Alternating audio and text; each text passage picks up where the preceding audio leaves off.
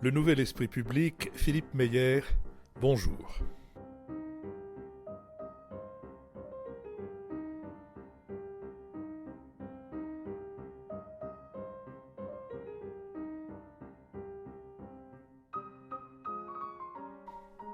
Bonjour, merci de votre curiosité pour cette nouvelle série de suppléments consacrée au monde de la culture. C'est un univers fait d'une quantité de professions dont beaucoup sont méconnues, ignorées ou fantasmées. C'est aussi un univers qui subit la crise actuelle avec une rigueur toute particulière. Mon intention est d'interroger des protagonistes de l'un ou l'autre des métiers de la culture, les protagonistes mais aussi les seconds rôles, les petites mains, et plus généralement les artisans si divers et si nombreux qui font vivre cet univers. Nous leur demanderons de nous faire voir midi à leur porte sans prétention à la sociologie, mais plutôt à une mise au pot commun de leur expérience. Pour que vive le cinéma par exemple, il faut des producteurs, des distributeurs, des metteurs en scène, des stars, des acteurs, des seconds rôles, des figurants, des ingénieurs du son, des directeurs de la photo, des accessoiristes, des monteurs, des scripts, des régisseurs, des bénévoles qui animent les ciné-clubs ou qui assurent la programmation des salles isolées. Tous ont quelque chose à nous faire comprendre de leur métier ou de leur engagement. Ne perdez pas de vue que cette nouvelle série a besoin de financement et rendez-vous sur la page « Soutenez-nous » de notre site si vous souhaitez y participer. Dans ce premier entretien, il va être question de l'opéra comique, du théâtre des Bouffes du Nord, de la mise en scène, du répertoire, de Peter Brook et du public. Mon invité est Olivier Mantéi, patron de l'Opéra Comique, mais aussi successeur adoubé par Peter Brook aux Bouffes du Nord. Olivier Mantéi, bonjour. Bonjour. Vous avez de nombreuses activités. Vous êtes le directeur de l'Opéra Comique. Vous êtes aussi, vous allez nous expliquer précisément quoi, mais vous êtes l'un des deux propriétaires du Théâtre des Bouffes du Nord, après en avoir été l'un des deux directeurs, avec Olivier Poubelle, qui est l'autre aussi copropriétaire, et vous vous apprêtez à devenir, vous allez nous dire quoi, au Théâtre de l'Athénée, mais pour la saison prochaine. Un mot d'abord sur vous-même. Donc, vous avez fait des études de musicologie, vous vous êtes intéressé à la musique contemporaine, ce qui se traduit aujourd'hui par un certain nombre de programmations dans les différents endroits où vous avez la main sur la programmation, mais vous avez parcouru beaucoup de postes, beaucoup d'emplois dans ce monde de la culture, et depuis celui de producteur jusqu'à celui de, comment est-ce qu'on peut dire, quand vous étiez à Instant Pluriel, vous faisiez quoi? Vous étiez un agent, vous étiez... Voilà, agent secret un petit peu, avec des artistes en devenir, pour certains qui étaient déjà connus. J'étais producteur de spectacles, d'opéras, de concerts. J'étais administrateur d'ensemble. Différents métiers qui finalement servent la même cause, celle d'un projet artistique, d'une création, d'un artiste. Finalement, quelles que soient les structures, quels que soient les métiers, on sert un artiste et un projet. Et vous avez exercé à un moment donné une activité dont j'aimerais bien que vous nous disiez en quoi elle consiste et en quoi elle était innovante et nécessaire, qui était celui d'intermittent d'administrateur permanent intermittent, ce qui a l'air d'être contradictoire dans les termes, mais vous allez nous expliquer en quoi ça ne l'est pas. La structure privée que vous évoquiez a été construite sur cette idée que l'intermittence est artistique. C'est-à-dire que c'est pour ça qu'on a mis en place ces allocations chômage pour les artistes, parce qu'ils travaillent ponctuellement.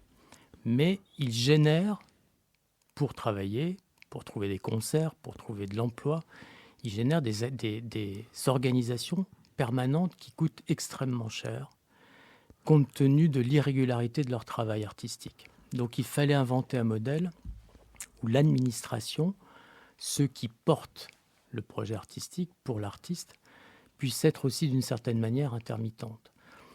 Néanmoins, tous ceux qui travaillent pour un artiste doivent être disponibles tout le temps. Donc comment on est intermittent quand on est administrateur, tout en étant disponible en permanence, et comment on regroupe tous les métiers, de la presse, de la communication, de la production, D'où cette idée de créer une structure qui mettait à disposition tous les savoir-faire à chaque fois que l'artiste en avait besoin, et pas plus. Donc ça lui coûtait qu'un ratio de temps administratif, alors que beaucoup génèrent énormément de frais pour fonctionner. De là est née la Fédération des ensembles vocaux et instrumentaux, qui était aussi une manière de défendre ses intérêts pour toute l'intermittence qui représente une part très très importante de l'employabilité artistique et culturelle. Alors cette structure où on vient acheter, si je puis dire, ou louer plutôt qu'acheter d'ailleurs des services dont on a besoin pour le temps dont on en a besoin, correspond aussi à une période où il y a eu de plus en plus dans la musique de formations indépendantes, ce qu'on pourrait appeler des formations de pigistes, en réalité des formations de cachetiers. C'était, oui, là, quand on a créé cette fédération, à l'époque j'étais administrateur d'Accentus avec Laurence et Quilbet, on venait de professionnaliser l'ensemble. On était une poignée, on était 9, je crois. Il y avait les Arts Florissants, enfin, les Philippe Hervègue, les Chapelle Royale, il y avait Christophe Rousset, les talents lyriques. Donc, c'était il y a 30 ans. Et depuis, un nombre incroyable de formations ont apparu avec un problème, c'est qu'il faut... on ne sait pas si le marché et la part du gâteau a augmenté elle aussi. Donc ça, c'est une vraie question et une difficulté pour eux. C'est formidable de devenir musicien, d'avoir des opportunités en France, grâce au système de l'intermittence d'ailleurs. Ça permet à des talents formidables d'éclore. Aujourd'hui, il y a une jeune génération dont le niveau international est prometteur et déjà reconnu pour certains. Mais on voit que le nombre de festivals, même s'il est important en France, n'a pas totalement augmenté en proportion, ni les programmateurs, ni les établissements, les théâtres. Voilà, donc je pense qu'il y a une vraie question aujourd'hui d'offre et demande qui, bien sûr, prend une proportion beaucoup plus spectaculaire en période de pandémie. Vous êtes, j'ai dit, directeur de l'Opéra Comique. Est-ce que vous pourriez nous expliquer quelle est la différence entre l'opéra et l'opéra comique sur le plan du fonctionnement, de la structure et sur le plan du répertoire ? Moins 10, en gros, moins 10 fois plus petit, en termes de budget, en termes de subventions. En termes de personnel, c'est beaucoup plus petit. Hein. Il y a 1800 salariés à l'Opéra de Paris. Il y en a 90 à l'Opéra Comique. Donc, c'est deux univers économiques totalement différents qui font le même métier qui est celui de produire des opéras, mais pas de la même manière parce que l'Opéra de Paris a des forces permanentes, des danseurs, une école de danse, un orchestre permanent, un chœur permanent et deux salles surtout importantes. Donc, ça veut dire qu'il doit produire, jouer, alimenter ces forces vives artistiques. L'Opéra Comique, c'est un lieu qui tourne le dos au boulevard des Italiens, à l'inverse du Palais Garnier qui regarde le Louvre. L'Opéra Comique, voilà, c'est un petit théâtre modeste on peut y aller sans être vu à l'Opéra Comique. Par la rue Favard, rentrer discrètement, et c'est un théâtre qui porte le nom de son répertoire. C'est la grande différence. L'Opéra Comique, d'abord, c'est une troupe il y a 300 ans. C'est un répertoire français parlé, chanté. Comique ne voulant pas dire drôle forcément, voulant dire comédie, jouer, déclamer. Donc c'est l'alternance du parler-chanté. Donc c'est une petite salle et qui a produit pas moins de 3000 créations de répertoire en 300 ans. C'est la maison de Carmen, c'est la maison de Péléas, c'est Mélisande, c'est la maison de Manon. Les grandes œuvres françaises, les plus populaires, Carmen est certainement l'opéra le plus joué dans le monde, sont nées dans cette petite boutique de la place Boieldieu, qui donne sur la place Boieldieu. Et donc, oui, on défend, ces deux maisons défendent le répertoire français, mais on n'est pas du tout dans la même cour. Petite salle, ceux de nos auditeurs qui ne sont jamais allés dans la salle Favard risqueraient de croire que vous êtes une salle confidentielle. La jauge est quand même de plus de 1000 personnes. 1200. 1200, oui. Et l'acoustique est particulièrement réussie.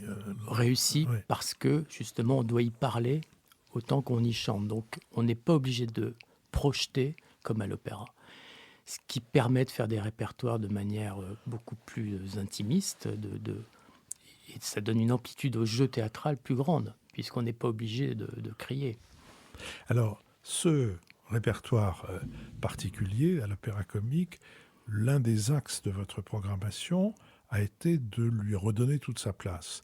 Mais pour donner toute sa place à un répertoire, comment fait-on? Parce que, au fond, à part certains des grands opéras dont vous avez parlé tout à l'heure, notamment Carmen ou Péléas, ou même Manon, et encore, j'en suis pas tout à fait sûr, mais ça fait très longtemps qu'on ne donnait plus les œuvres du répertoire français, que par conséquent, le public ne savait pas très bien à quoi il avait affaire. Donc, quand vous montez La Dame Blanche, par exemple, et encore peut-être pas le moins bien connu, mais enfin qui est quand même pas non plus, qu'on ne siffle pas dans sa baignoire, enfin en tout cas rarement, comment faites-vous pour essayer pour intéresser le public? Alors déjà, La Dame Blanche a été jouée 1500 fois à l'Opéra Comique. Oui, mais la dernière fois, avant que C'était il y a vous un l'ayez siècle, repris, voilà. voilà. C'est toujours le problème de l'Opéra Comique, c'est des œuvres qui ont été des succès populaires de manière incroyable, comme il n'y en a plus aujourd'hui dans le lyrique. Pourquoi disparaissent-ils 100 ans et comment reviennent-ils? Ça, c'est la question de notre métier fondamental. J'ai une petite explication. Il y a un coupable de ça. C'est Debussy, c'est Péléas et Mélisande, créé en 1902 dans la 3e salle Favart, puisque les 2 premières avaient brûlé. Péléas et Mélisande, d'un seul coup, il apparaît quelque chose, c'est-à-dire qu'il y a un compromis, il y a un deal qui est signé entre la musique et le texte, qui fait qu'on comprend la chanteuse sans qu'elle ait à parler, pour le dire vulgairement et simplement. Et d'un seul coup, un siècle d'opéra comique où on alternait finalement les grands airs avec le texte parlé, pour être dans le drame, pour être dans le texte, pour être dans la compréhension, pour être en phase avec le public. Parce que c'est le problème de l'opéra, d'un seul coup on perd le texte. C'est ce que nous disent nos enfants. Pourquoi je ne comprends pas ce qu'elle chante? Et là, d'un seul coup, avec Péléas, on se dit, bah tiens, on peut chanter et être très très proche de l'actrice, du texte, de ses sentiments. Donc, pendant un siècle, je pense que l'opéra comique est apparu désuet. Et une jeune génération, on les a vus au théâtre, les HH, Candel, Judith Chemla, ont repris à leur compte un théâtre musical en alternance parler-chanter, mais à leur manière, ils ont pu lui donner une empreinte un peu plus contemporaine, où il y avait un processus d'identification possible avec le public. Et donc moi, j'ai saisi un peu cette jeune génération grâce à mon expérience au Bouffe du Nord, pour les emmener à l'opéra et leur dire qu'est-ce que vous faites de ces fardeaux. Je le dis un peu par provocation, mais c'est quand même parfois très compliqué à traiter, hein, le dialogue, le livret, c'est pas simple. Et par exemple, quand je parle de La Dame Blanche à Pauline Bureau, elle me dit, mais finalement, c'est le premier opéra que je vois traiter vraiment de la question d'égalité homme-femme. Dites un mot de qui est Pauline Bureau, parce que... Pauline Bureau, jeune metteuse en scène, qu'on voit actuellement à la Comédie Française, qui a un talent fou, c'est elle qui a fait un spectacle formidable sur le Mediator, dont on a beaucoup parlé, et qui a fait 2 opéras à l'Opéra Comique. Le premier, c'était Une vie de bohème, qui était magnifique. Donc cette jeune génération s'approprie ce répertoire, et on arrive tout en respectant l'œuvre. C'est-à-dire que le principe, c'est de ne pas fuir le répertoire. Le transposer, raconter autre chose que ce que raconte le texte par des didascalies, des collages, des suppressions, finalement, si on veut raconter complètement autre chose, on n'a qu'à faire de la création et écrire une nouvelle œuvre. Le répertoire, il faut l'assumer, il faut le prendre comme tel, mais il ne faut pas se contenter de le jouer tel qu'il est ou tel qu'il était. Il faut lui donner, bien évidemment, une force d'ancrage dans notre temps, pour qu'il y ait un vrai processus d'identification avec un public qui va découvrir cette musique avec bonheur, mais qui va aussi se sentir concerné par ce qui est dit, par ce qui est montré. Et cette jeune génération respecte l'œuvre, lui raconte pas, on ne fait pas Daesh, on ne fait pas je cherche le nom de l'opéra de Mozart, aidez-moi là-dessus, Philippe. Attendez, l'enlèvement Sérail ? Oui, l'enlèvement au sérail, vous savez, il y a eu Oui, des mises en d'accord. Il y a scène une scène totalement oui. incroyables où on racontait une histoire complètement folle à Daesh, etc. Pourquoi pas ? C'est un parti pris. Mais sur l'opéra comique, ça n'a absolument aucun sens. Voilà. Et je pense que là, il se passe quelque chose d'intéressant à cet endroit, sur ce répertoire. D'autant plus qu'il n'y a pas de star à l'opéra comique, parce que, comme on dit, le top fee, le cachet le plus élevé, ne nous autorise pas de toute façon à accueillir Kaufmann ou d'autres grandes voix. Donc, il y a un travail de troupe qui s'installe. Et ce travail de troupe crée une confiance et le public vient découvrir finalement des œuvres qu'il ne connaît pas. Pour vous, quel est le meilleur ou l'un des tout meilleurs souvenirs de cette ouverture des metteurs en scène et des musiciens et des chanteurs et chanteuses à ce répertoire et combiné avec l'accueil du public? Parmi les dernières expériences, le Domino Noir que Christian Eck et Valérie Le Sort, c'est pas les plus jeunes de nos artistes, mais jeunes à l'opéra puisque c'était leur premier opéra. Là, on fait une démonstration brillante de la manière dont on pouvait respecter totalement le texte et l'œuvre, moyennant juste quelques suppressions d'un mot, peut-être d'une phrase, mais on assume ce texte, mais on l'emmène dans un univers poétique, visuel et finalement drôle, théâtral, qui fait que d'un seul coup, l'œuvre prend une proportion, une dimension formidable, alors qu'elle était inconnue. Oui, justement, comme elle était inconnue, dites-en un mot pour que... Domino Noir, Aubert, pareil, un des 4 titres les plus joués au XIXe siècle à l'opéra comique, et en effet, nos auditeurs, quand je prononce le mot Domino Noir... et même le nom de Aubert. Et même le nom de Aubert, à moins qu'il circule sur certaines lignes, mais à part ça, ça n'évoque pas grand-chose. C'était un des grands compositeurs français du 19e, des plus connus à l'époque. Et le Domino Noir est un des 5 titres, comme Manon ou Carmen, qui a été le plus joué à l'opéra comique. Et là, il y a une collaboration musicale, théâtrale, avec des chanteurs français dont on comprend tout ce qu'ils disent. On a une génération de chanteurs qui sont des comédiens. Ils ont été, à force de travailler le répertoire français, à l'opéra comique pour beaucoup, il y a une diction parfaite, on les comprend, ils aiment ça, ils aiment jouer, ils le défendent, donc il y a une énergie sur le plateau, il y a un esprit de troupe. L'esprit de troupe nous permet de défendre ce répertoire-là. J'ajoute une chose, l'opéra a été un lieu de pouvoir des metteurs en scène. Mais qui dit metteur en scène ne dit pas forcément théâtre.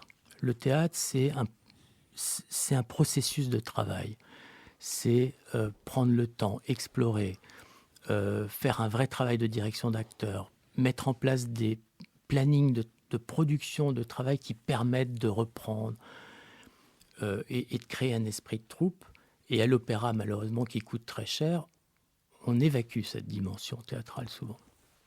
Ce que j'ai essayé de faire, ce qu'on a tous essayé de faire l'opéra comique, parce que c'est une entreprise collégiale avec des artistes amis, associés d'une certaine manière au projet, y compris les chefs, on réfléchit à cette dramaturgie, à cette manière de ramener le sens, le théâtre, l'émotion à l'opéra, pas seulement sur les airs. Alors, l'opéra comique était délaissé. Il a été à un moment donné confié à Jérôme Savary, qui avait choisi un répertoire, j'allais dire, à son image, et qui, si je suis bien informé, mais vous me corrigerez, a beaucoup travaillé avec les comités d'entreprise, avec tout ce qui permettait de lui assurer une sorte de fonds de clientèle, si on peut parler de cette manière. Puis c'est Jérôme Deschamps qui a pris l'opéra comique. Vous avez été avec lui, vous avez construit le projet, puis quand ce projet a été reconnu et adoubé par le ministère de la Culture, vous êtes devenu à ce moment-là son adjoint, puis vous êtes ensuite devenu son successeur. Pour construire un nouvel opéra comique, parce que déjà il y a une rupture, peut-être pas fortissime, mais il y a quand même une rupture nette entre la période de Savary et la période Deschamps. Et puis, il y a, sous votre mandat, il y a une accentuation, je puis dire, de ce que vous venez de nous présenter comme projet. Tout ça demande qu'on puisse construire un public. Et pour construire un public, il y a évidemment la programmation, il y a les artistes, mais vous l'avez fait remarquer, l'opéra comique n'a pas les moyens de s'offrir ces grands noms, et en plus le public ne connaît pas beaucoup de grands noms en réalité. Je me souviens que Michel Glotz, qui a été impresario et qui était l'agent de Karajan, de Callas et d'un certain nombre d'autres, de Georges Prêtre, d'un certain nombre d'autres, me disait le public ne peut pas se souvenir de plus de 3 noms par tessiture. On se souvient de 3 ténors, de 3 barytons, de 3 basses, de 3 sopranes et encore. Bon. Donc il faut aussi avoir recours à d'autres moyens pour construire ce public et pour construire un lien de curiosité, d'intérêt entre une institution comme l'opéra comique et ce public. Comment est-ce qu'on fait ? Déjà, de quel public parle-t-on ? Parce que c'est poser la question aussi de diversifier les publics, parce qu'on se rend bien compte dans la courbe du public de l'opéra et de la musique classique que celui qu'on a identifié il y a 30 ans à une certaine moyenne d'âge était le même 30 ans après, avec plus 30 ans. Donc là, il y a un enjeu aussi pour nos maisons de capter un nouveau public, de le diversifier. Je n'aime pas dire rajeunir le public, parce que le public est diversifié et qu'on a besoin de tous les âges. Ça, c'est le premier enjeu. Ensuite, en effet, de le fidéliser à un théâtre et à une programmation qui n'a pas de tête d'affiche, ni dans les titres, ce n'est pas Don Juan, ni dans les affiches chanteurs ou metteurs en scène, puisqu'on travaille avec beaucoup de jeunes metteurs en scène, ou les chefs d'orchestre. Ce qui est intéressant, c'est que finalement, on a construit progressivement un public très diversifié et très attaché, fidèle à la programmation, par une succession de coups de cœur, de découvertes et d'émerveillements émotionnels. Je pense que c'est passé par l'émotionnel, c'est-à-dire qu'en 2016, à la réouverture 17, on a senti qu'il y avait un besoin de recréer un public, donc il y avait moins de public. Il y avait, pour remplir une salle d'un nouveau public, il faut la vider au préalable. C'est un peu cruel de dire ça, mais c'est une réalité. En tous les cas, pour le diversifier. Donc ça s'est construit progressivement. Il y a eu un certain nombre de productions qui ont marqué et qui ont permis d'établir une relation durable avec ce public-là, qui après a fait marcher un bouche à oreille étonnant. C'est comme ça qu'on en est arrivé à l'Inondation de Joël Pomera, qui est une création contemporaine, qui affiche absolument tout pour faire résistance au public. Musique contemporaine. Un compositeur pas évident, dont la musique faite de sauts de registre et passée par l'IRCAM n'est pas ce qu'on va appeler un compositeur de musique facilement accessible. Un sujet déprimant, Zamiatine, l'inondation, c'est une histoire d'une noirceur terrible. Un metteur en scène, certes, plus connu au théâtre, mais pas du tout à l'opéra, et des jeunes chanteurs qui ne sont pas repérés par un très large public. On a vendu des tickets le soir. Au box-office, on fait du bureau, comme on dit dans notre jargon. Il y avait une file d'attente pour acheter des tickets à l'opéra. Ça arrive très rarement, qui sont des théâtres d'abonnés, des théâtres où on se précipite en début de saison pour acheter les places de peur qu'il n'y en ait plus. Sur la création contemporaine, c'est forcément différent, ça attire beaucoup moins de monde. Et là, il s'est passé quelque chose de l'ordre du bouche à oreille. qui tenait, je pense, à un traitement totalement simultané du texte, de la musique, de la mise en scène. Le public voyait d'un seul œil et d'une seule oreille ce qui se passait en fosse, sur scène et sur les surtitres qu'il lisait ou qu'il ne lisait pas puisqu'il comprenait très bien le texte. Voilà, un seul point de vue, disait Peter Brook, qui détestait longtemps l'opéra parce que c'était toujours une guerre de points de vue. Compositeur, librettiste, metteur en scène, chef, chacun avait son point de vue, et la star aussi, qui voulait imposer ses règles. C'est-à-dire le sens contraire du métier du théâtre, où on doit tous aller vers un sens unique. Alors Peter Brook, dont vous venez de prononcer le nom, qui est celui qui a redonné vie au théâtre des Bouffes du Nord, théâtre situé dans le nord de Paris, étrange théâtre avec une étrange histoire, pleine de tragicomédie, si on peut dire, entre le directeur qui part avec la caisse, celui qui met le feu, bref, et Peter Brook, découvrant ce théâtre à l'italienne, très marqué, dont toutes les cicatrices du dernier incendie en cours sont extrêmement apparente, a cette idée absolument formidable de ne rien toucher, sauf de rendre un peu plus confortable au fil des années. Ça a pris d'ailleurs beaucoup d'années, mais sinon il ne touche à rien et c'est une sorte de ruine vivante. Mais Peter Brook, dont vous êtes le successeur avec Olivier Poubelle, l'héritier et le successeur avec Olivier Poubelle, il avait aussi, malgré sa détestation, jeté son dévolu sur l'opéra, puisqu'il avait monté Carmen dans une version revue par Marius Constant, avec 2 Carmen différentes, et comment est-ce qu'on peut dire, tout était réduit, l'orchestre était réduit, l'histoire était compactée, la partie...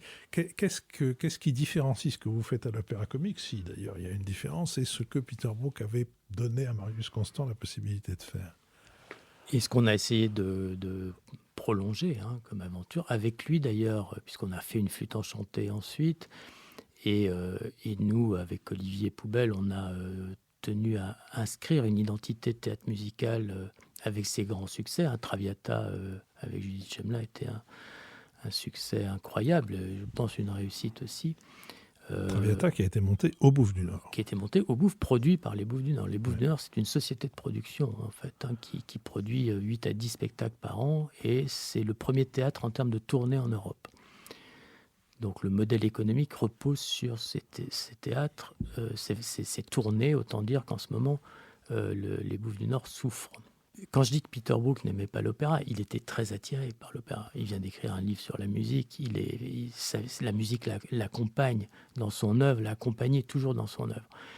Et très attiré par l'opéra. Je pense qu'il adore l'opéra, mais ce qu'il n'aimait pas dans l'opéra, c'était cette incapacité à être dans la vérité. Parce que obligation de faire d'immenses décors, d'utiliser des danseurs systématiquement parce qu'il y a des corps de ballet et que l'œuvre ne le nécessite pas forcément de son point de vue. Il faut satisfaire les grandes voix, il faut projeter, on ne comprend pas.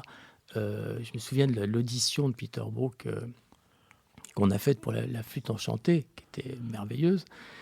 Il me dit, mais voyons des jeunes chanteurs. Alors on fait venir des jeunes chanteurs de toute l'Europe pour faire cette flûte enchantée qui allait rester à l'affiche 2 ans, 2 ans et demi. On voit arriver des chanteurs très intimidés, qui s'étaient bien habillés, bien préparés, qui avaient répété leur air. Donc Peter et Marie-Hélène Estienne qui étaient avec lui, et Frank Kravzik, le compositeur, très important dans cette réussite, dit allez-y, chantez. Puis un à un, les chanteurs font leur audition, leur air, comme à une audition d'opéra. Et à la fin, il leur dit rien. À la fin, il les réunit sur le plateau. Il les fait asseoir sur un tapis. Il s'assoit avec eux. Il dit « Non, vraiment, c'était très bien ce que vous avez fait. Vraiment formidable. Est-ce que vous pourriez recommencer, mais un peu moins fort ? Je suis là, je vous entends. En fait, je vous comprends très bien. Et pourquoi Carmen au Bouffes du Nord ? Pour ça. Parce que Carmen, elle n'a pas besoin de crier. Elle parle, elle chante, on comprend tout. Elle n'est pas couverte par un orchestre de 80 musiciens. Et elle peut émouvoir, elle peut voilà, c'est tout son projet de théâtre musical. Et il est passionné par l'opéra. Mais l'opéra, cet opéra-là. Il y a un mot qui court le dernier rapport sur les pratiques culturelles des Français, c'est le mot numérique. On voit bien que le système traditionnel, patrimonial de consommation de la culture est en régression, se limite à des catégories d'âge qui sont encore relativement larges, mais enfin qui sont appelées progressivement à se raréfier, et que l'accès aux disciplines artistiques, quelles qu'elles soient, passe de plus en plus par le virtuel. Qu'est-ce que, au Bouffe du Nord et à l'Opéra Comique, vous pouvez faire dans cette direction? Alors, déjà, en période de confinement, on a utilisé énormément le virtuel comme un substitut, le numérique, d'ailleurs avec un succès incroyable. C'est vrai que pour le petit site des Bouffes du Nord, on a mis le Beckett de Peter Brook en ligne. Il y avait 70 000 vues. Enfin, c'est des chiffres très importants pour nous. Et ça ne vous rapporte rien? Ça ne rapporte rien. Et là, l'idée, c'était de garder le contact, bien évidemment, avec le public. De mon point de vue, le numérique est un outil pour nous. C'est un outil qui permet de présenter, de vendre l'idée, de donner envie, qui permet d'archiver, de garder, de conserver, de transmettre plus tard. C'est qui permet de réfléchir à un nouveau public, qui permet à élargir une audience territoriale aussi. Moi, je ne l'envisage que comme un outil.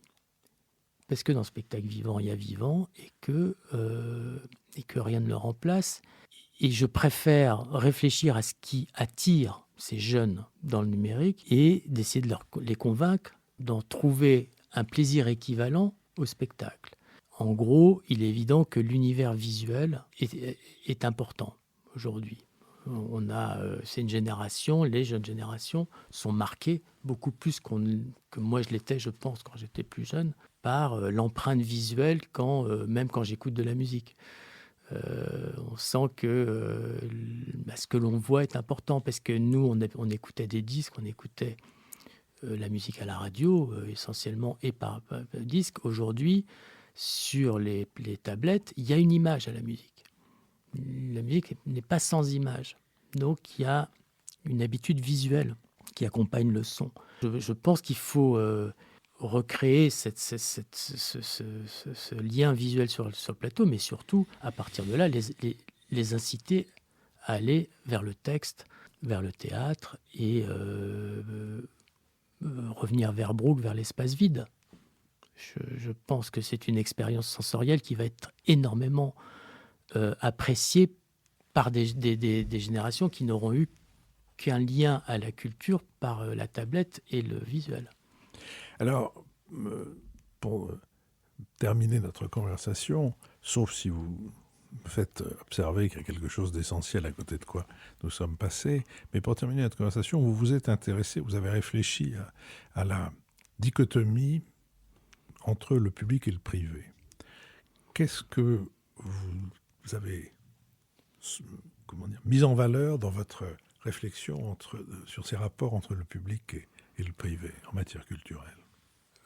C'est évident que c'est un sujet qui anime la vie culturelle, une dichotomie public-privé dans laquelle je suis moi totalement engouffré, puisque je suis directeur d'un établissement public et coactionnaire d'un théâtre pour lequel je n'ai pas d'autre, enfin je n'ai qu'un employeur, c'est l'Opéra Comique, je n'ai pas d'autre source de revenus, mais je veille sur les Bouffes du Nord comme sur mon patrimoine, en bon père de famille.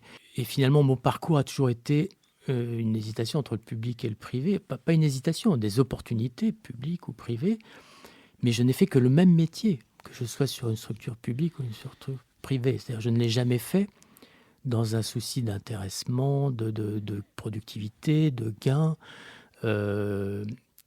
Privé n'est pas un gros mot quand on parle de culture. Privé, c'est favoriser l'initiative privée.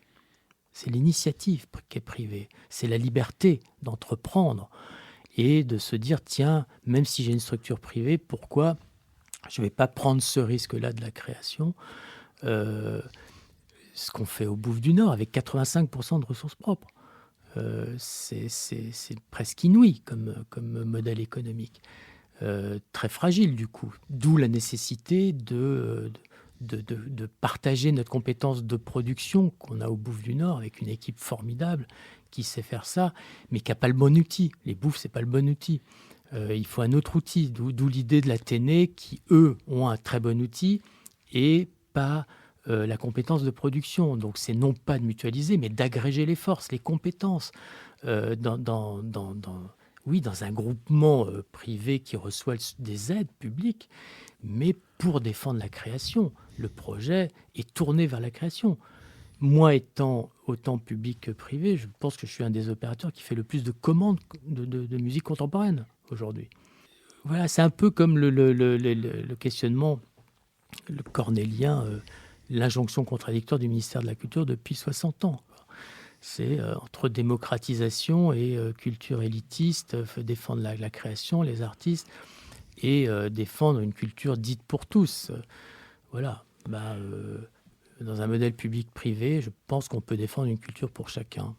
Pour qu'on y voit peut-être un peu plus clair, pourquoi dites-vous que le Théâtre de l'Athénée a un bon outil et que le Théâtre des Bouffes du Nord n'a pas un bon outil ? Alors, en outil de production, j'entends lieu de répétition, équipement, technique, attache dans les cintres, parce que les 3/4 des metteurs en scène vont nous faire des demandes techniques au Bouffe du Nord qui vont poser de réels problèmes, donc des surcoûts, donc une immobilisation du plateau qu'on pourrait utiliser aussi pour d'autres spectacles. Voilà, il y a une rationalisation intéressante à faire sans que jamais chaque théâtre ne perde son identité. Ça, c'est fondamental. Même s'ils ont des identités proches en ce moment de théâtre musical. C'est des théâtres qui sont liés à des parcours de metteurs en scène, Louis Jouvet, Peter Brook, même jauge à peu près. On sent qu'il y a une famille là proche, mais c'est des quartiers très différents. Et c'est pas le même théâtre musical. Il y en a un qui est plus théâtre, il y en a un qui est plus musical. Voilà, il faut respecter cette identité. Il faut respecter le public de chacun, mais il y a une intelligence de production. Voilà, il y a une intelligence de production qui permet qui favorise ce type de rapprochement et qui permet de consolider une économie extrêmement délicate des théâtres aujourd'hui. Alors, un vrai dernier mot, mais vous avez été candidat à la direction de l'opéra, tout court. Quels étaient les axes majeurs de votre candidature ?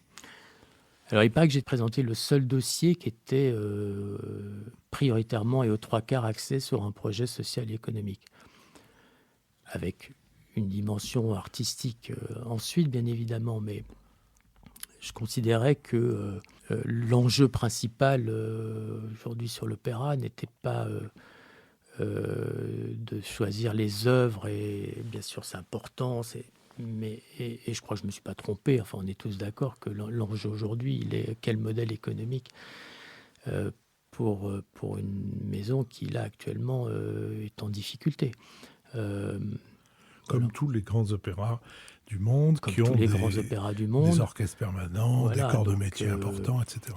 Donc moi je pense qu'il faut, c'est une question qui nous concerne tous, hein, il faut absolument que l'opéra de Paris soit consolidé, c'est la maison mère, donc il faut absolument qu'elle rayonne, et puis c'est énormément d'emplois artistiques, c'est très important. Voilà, après il doit y avoir une conscience collective, des moyens conscience collective interne, des moyens qui sont mis en œuvre pour remettre à flot l'Opéra de Paris, et qui nécessitent quand même des négociations durables et constructives pour trouver un modèle pérenne, hein, qui n'est pas là actuellement. Olivier Martelly, je vous remercie. Nous recevrons des acteurs du monde de la musique. Merci à vous.